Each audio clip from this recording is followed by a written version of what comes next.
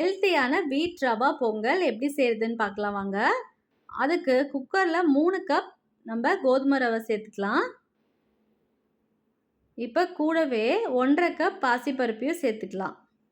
இந்த கோதுமை ரவையை நான் தண்ணியில் சேர்த்து நல்லா அதை ஸ்ட்ரெயின் பண்ணி எடுத்து வச்சுருக்கேன். நல்லா சாஃப்டாக வரும் அப்போ தான். இந்த பாசிப்பருப்பையும் நீங்கள் ஒரு பேனில் நல்லா வறுத்து விட்டு எடுத்து வச்சுக்கோங்க. நான் அப்படி தான் சேர்த்துருக்கேன். நல்லா வாசனையாக இருக்கும்.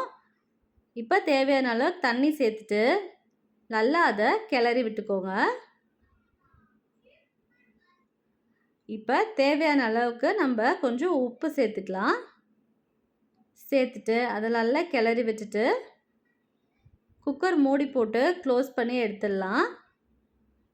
இப்போ இதை 2லேருந்து 3 விசில் வர வரைக்கும் விட்டு எடுத்துருங்க.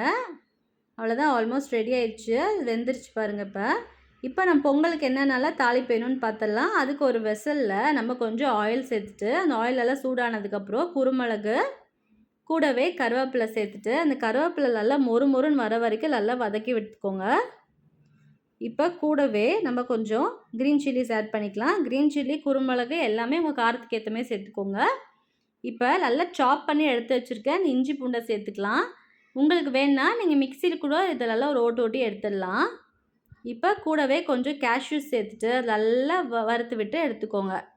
இப்போ நம்ம இந்த குக்கரில் வேக வச்சு எடுத்து வச்சுருக்கோம்ல, இதை நம்ம ஒரு பவுலில் ட்ரான்ஸ்ஃபர் பண்ணிவிட்டு நல்லா அதை கிளறி விட்டு எடுத்துக்கோங்க.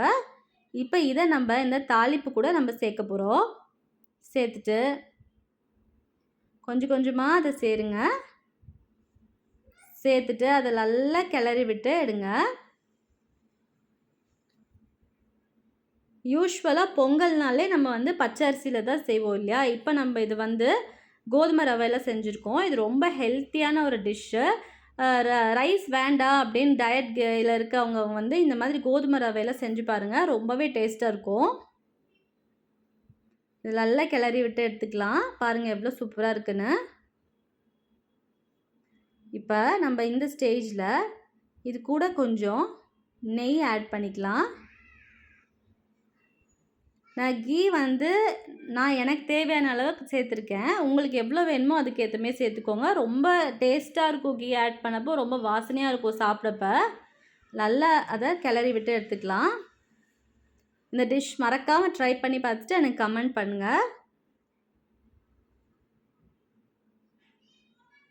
அம்மா மகள் ஃப்ளேவர் யூடியூப் சேனலை மறக்காமல் சப்ஸ்கிரைப் பண்ணி வச்சுக்கோங்க. அப்போ தான் நான் பண்ணுற ஒரு டிஷ்ஷஸும் உங்களுக்கு நோட்டிஃபிகேஷன் வரும். பாருங்கள், ஆல்மோஸ்ட் சூப்பராக ஆயிடுச்சு. இப்போ கொஞ்சமாக சாப் பண்ணி வச்சுருக்கேன் இந்த கொத்தமல்லி நம்ம இதில் தூவிக்கலாம். தூவி நல்லா அதை கிளறி எடுத்துக்கோங்க. 2 மினிட்ஸ். ஒரு பிரேக்ஃபாஸ்ட் டின்னருக்கு ரொம்பவே ஆப்டான டிஷ் நம்ம ரெடி பண்ணிட்டோம். பார்க்கவே அவ்வளோ சூப்பராக இருக்குது பாருங்கள்.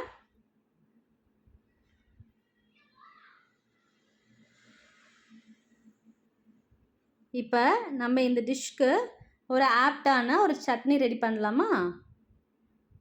அதுக்கு